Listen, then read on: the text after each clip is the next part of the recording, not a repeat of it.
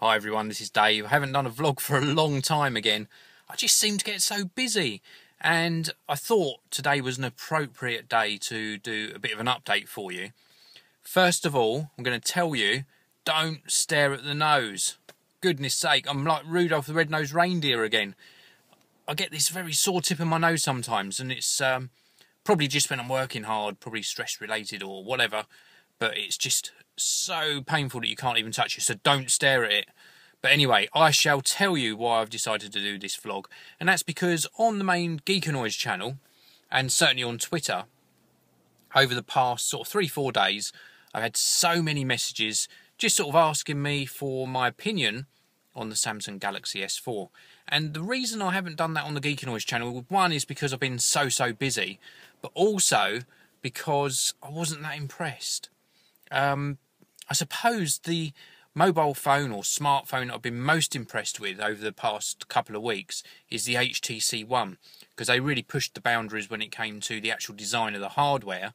The software is sort of secondary because it runs obviously Google Android, same as the Samsung Galaxy S4, but they really did try to deliver something that was really on par with the superior build quality of something like the iPhone 5.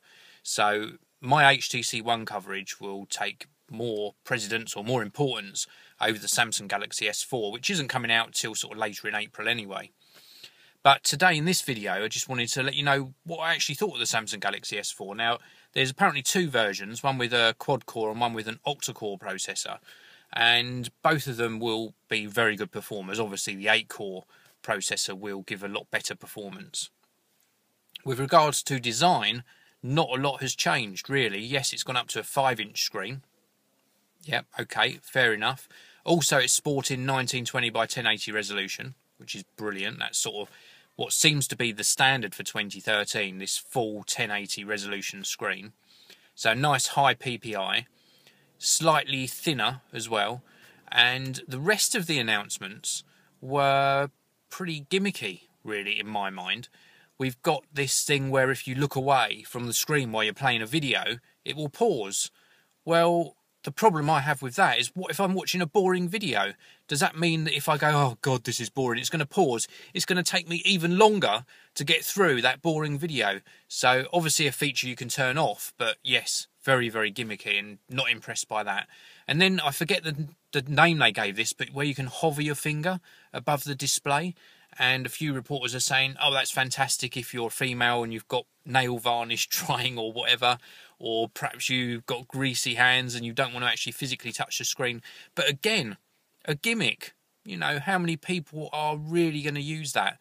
I suppose one use would be if you're driving, you're not meant to touch your mobile phone or text while you're driving. Would you get away with saying, but I didn't actually physically touch the phone, check it for fingerprints? I doubt it very much, but still, it's an okay feature. I just don't see myself using that very much, to be honest. And then the rest of the things they announced were really software features as well. Things like this S-Health monitoring, which is great. That's interesting that they've included that. And not a lot else excited me, really, about it. It looks pretty much the same as the Samsung Galaxy S3. And yes, I know that if something's not broken, why change it? So they've just enhanced it very slightly. And yes, it will be a big seller. And yes, I will cover it on the Geek Noise channel. Of course, I will bring you an unboxing, some video tests, a full review, benchmarks, etc. It's going to be a very interesting smartphone. It just doesn't interest me as much as something like the HTC One, or even something like the Asus pad phone or phone pad. They've got two different ones coming out more or less the same time. But that's my opinion on it. It's good, very gimmicky, still keen to obviously try it. Do stay tuned on both channels. I'm going to be bringing you some really different videos soon on the Geek Vlogs channel, so make sure you stay subscribed and stay watching. Thank you very much for watching.